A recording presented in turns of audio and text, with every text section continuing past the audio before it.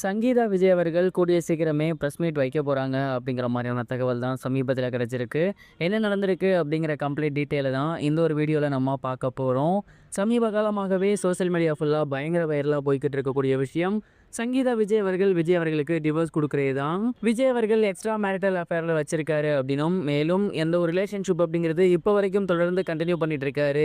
அந்த ஒரு காரணத்தினால தான் நான் அவருக்கு டிவோர்ஸ் கொடுக்குறேன் அப்படிங்கிற மாதிரி சங்கீதா விஜய் அவர்கள் சொல்லியிருந்தாங்க.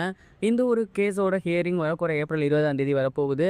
ஒருவேளை இந்த ஹியரிங்க்கு அவர் வரலனாலோ இல்லை டிவோர்ஸ் கொடுக்க சம்மதிக்கிறனாலோ கண்டிப்பாக நான் ப்ரெஸ் மீட் வைப்பேன் அப்படிங்கிற மாதிரி சொல்லியிருந்தாங்க.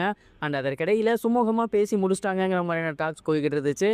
ஆனால் இப்போ அந்த ஒரு விஷயம் மறுபடியும் மிகப்பெரிய அளவில் வலுவெடுத்திருக்கு. அதற்கு மிக முக்கிய காரணம் சங்கீதா விஜய் அவர்கள் சிட்டிசன்ஷிப் வாங்கி லண்டனில் இருந்து வந்துட்டு இருக்காங்க.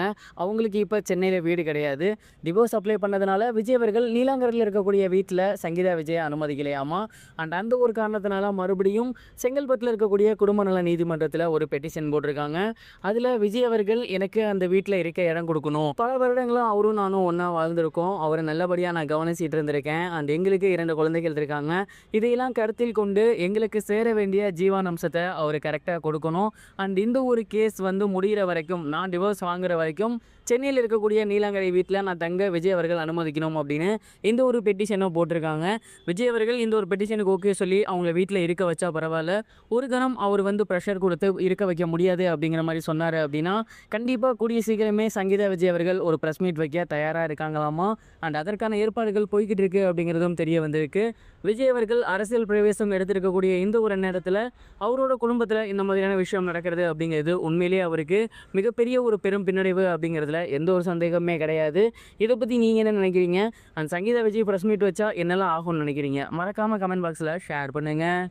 இது ஒரு புறம் இருக்க, பிரபல நடிகையான மீனாட்சி சௌத்ரி அவர்கள் ரீசெண்டாக ஒரு இன்டர்வியூவில் அவங்களுக்கு மாப்பிள்ளையாக வரவருக்கு என்னென்ன தகுதி வேணும் அப்படிங்கிறத ஷேர் பண்ணியிருந்தாங்க. குறிப்பாக அவங்க என்ன சொல்லியிருந்தாங்க அப்படின்னா, எனக்கு மாப்பிள்ளையாக வரவர் கண்டிப்பாக 100 ஏக்கர் நிலம் வச்சுருக்கணும், மிகப்பெரிய பணக்காரராக இருக்கணும், என்னை அன்பாக பார்த்துக்கணும், என் மேலே நிறைய லவ்வோடு இருக்கணும் அப்படிங்கிற மாதிரி சொல்லியிருந்தாங்க. 100 ஏக்கர் அப்படின்னோடனே என்னை பணத்தாசை பிடிச்சவன் நினைக்க வேணாம்.